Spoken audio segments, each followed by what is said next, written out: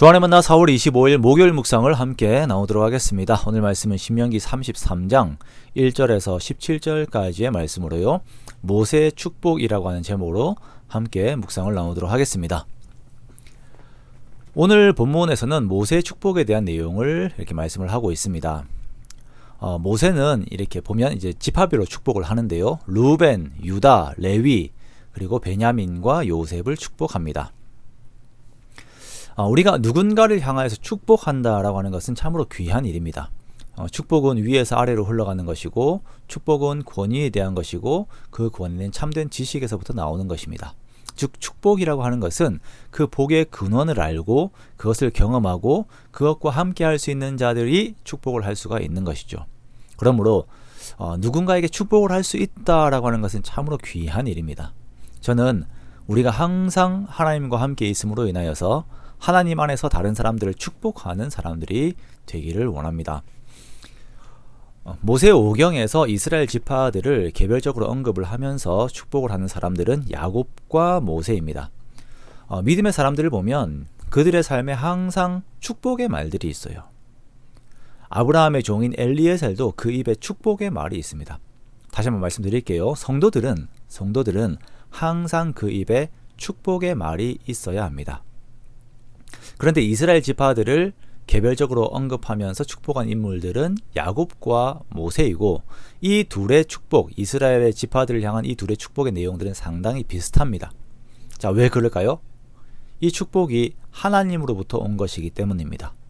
그냥 야곱과 모세가 기분에 따라서 막 한 말들이 아니라 하나님께서 지파들을 향하여 주신 축복의 내용들을 그 말씀하신 것들을 전달하는 것이에요. 그렇기 때문에 이 내용들이 비슷합니다. 그렇기 때문에 축복을 하는 사람들은 하나님과 가까이 있어요. 가까이 있는 사람들입니다. 그리고 그렇게 또 가까이 있어야 해요. 자, 먼저 루벤에 대한 축복입니다. 그런데 루벤을 보면 이 첫 번째 축복인데, 축복이라기보다는 마지못해서 하는 인사말과 같은 그런 느낌이 들어요. 보면 죽지 아니하고 살기를 원하며 그 사람의 수가 적지 아니하기를 원한다. 자, 이 무슨 말인가? 이런 말 들으면 진짜 기분 나쁘죠. 그런데 이유가 있습니다.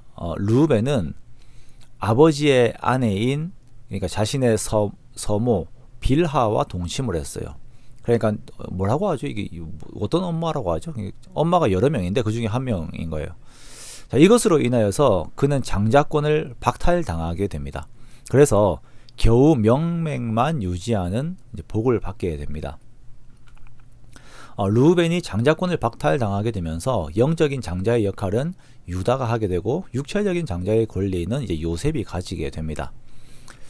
자, 또한 이제 모세는 축복하기를, 루벤 넘어가겠습니다. 자, 모세는 축복하기를 하나님께서 유다의 음성을 들으시고 그의 백성에게로 인도하시며 그의 손으로 자기를 위하여 싸우게 하시고 주께서 도우사 그가 대적을 치게 하시기를 원한다라고 축복을 합니다.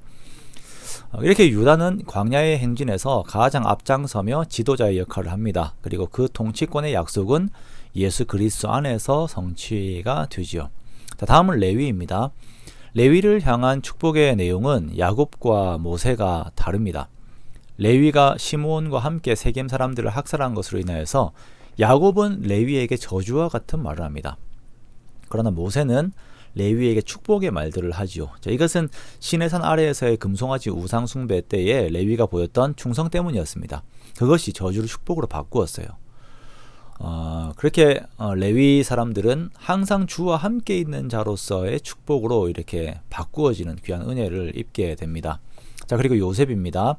요셉은 루벤을 대신하여서 육체적인 장자의 특권을 누리게 됩니다. 요셉은 아들들인 에브라임과 므낫세를 통하여 2배의 축복을 받아요. 그리고 그들이 누리는 땅들도 번영의 땅이 되고 이들의 자손들은 천천과 만만의 번영을 누리게 되죠. 사무엘상에서 하나님께서 말씀하시기를 하나님을 존중히 여기는 자를 존중히 여기고 하나님을 멸시하는 자를 하나님께서 경멸하시겠다라고 하셨습니다. 우리가 하나님 앞에 행악을 하면서 나에게 복을 주십시오라고 할 수가 없어요. 자, 우리가 오늘 나오는 이 레위라든지 아니면 유다라든지 요셉처럼 이런 복을 얻기 위해서는 우리의 온전한 마음과 행실을 또한 하나님께 드리는 것이 마땅한 것입니다. 마땅한 것이에요. 르우벤처럼 겨우 명맥만 유지하는 복을 얻는 그 정도가 아니라 정말 우리의 모든 삶 가운데 하나님께 진정한 마음과 삶을 드림으로 인하여 하나님의 복을 쟁취하는 것입니다. 내 삶을 평가함에 있어서 여러분 마치 하나님이 계시지 않은 것처럼 말하지 마십시오. 입술을 지키세요. 입술을 지키셔야 됩니다. 그리고 믿음의 선포, 복의 선포를 하십시오. 그리고 선포로만 끝나는 것이 아니라 하나님의 말씀을 따르는 순종의 삶을 사십시오. 그렇게 적극적으로 사십시오. 그때 하나님께서 우리들에게 복을 내리시고 그것들을 누리게 하십니다.